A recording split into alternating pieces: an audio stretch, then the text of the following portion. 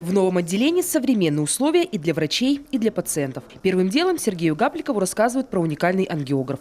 Установка позволяет проводить операции без привычного скальпеля. На северо-западе аналогов ей нет.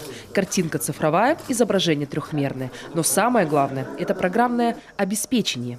Оно позволяет сосудистым хирургам работать с самыми сложными патологиями. Прежде всего, лечить ишемические, геморрагические инсульты, проводить профилактику инсультов на очень высоком уровне.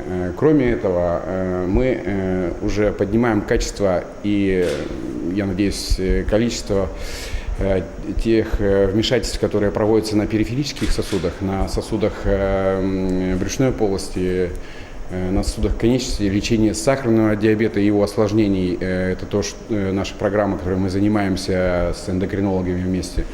Это внесосудистые вмешательства на протоках, на почках, на протоках печени. И все же задача номер один – лечение ишемических инсультов. Опыт у наших сосудистых хирургов есть. В этом году на имеющейся ангиографической установке они провели уникальную операцию – тромбоэкстракция. Название сложное, принцип простой. В острый период инсульта больному удаляют тромб. Так, двухчасовая работа врачей закончилась практически полным выздоровлением пациента, который, к слову, поступил в реанимацию парализованным. Восстановилось кровоснабжение головного мозга, кровь полного объема стала поступать в головной мозг. После чего даже уже на операции были заметны, что появилось движение в руке-ноге именно с пораженной стороны.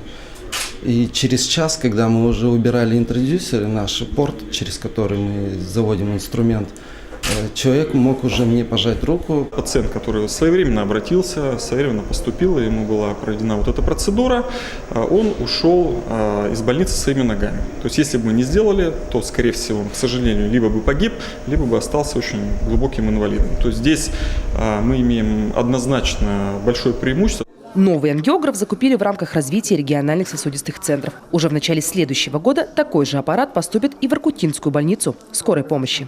Благодаря грамотно проведенной работе, составлению технического задания, мы рассчитывали, что на приобретение 2 ангиографов у нас уйдет порядка 100 миллионов рублей. В итоге вышло на торги 4 компании, они между собой соревновались, и нам это стоило 58 миллионов рублей за 2 ангиографа. Работу отделения рентгенхирургических методов диагностики и лечения уже скоро пересмотрят полностью. Медики перейдут на двухсменный режим работы, а в перспективе и вовсе будут трудиться круглосуточно. Правда, для этого сначала нужно обучить кадры. На подготовку сосудистого хирурга уходит минимум полгода. Виктория Палкина, Олег Костромин, телеканал Юрган, Сыктывкар.